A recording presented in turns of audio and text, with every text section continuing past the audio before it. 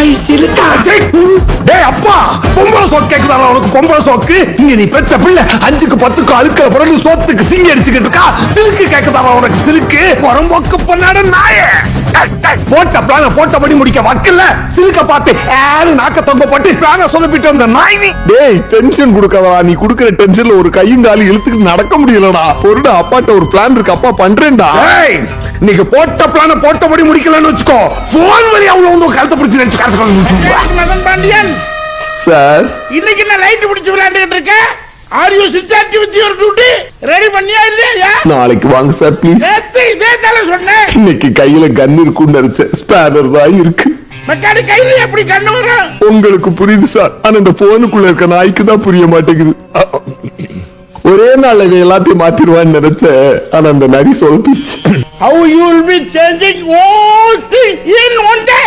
நாளைக்கு வாங்க சார், எல்லாம் மாறி இருக்கும், நல்லா இருக்கும். டே தகப்பா கேட்டியா? ரோட்ல போறவன்லாம் என்ன வந்து கண்ணா பின்னான்னு பேசிட்டு போறான். நான் யாரு? காட்ஃபாதர் ஜாக்கி பாண்டியனோட மகன் மெக்கானிக்கா இருக்கலாமாடா? அந்த ஆண்டனியை க்ளோஸ் பண்ணிடு.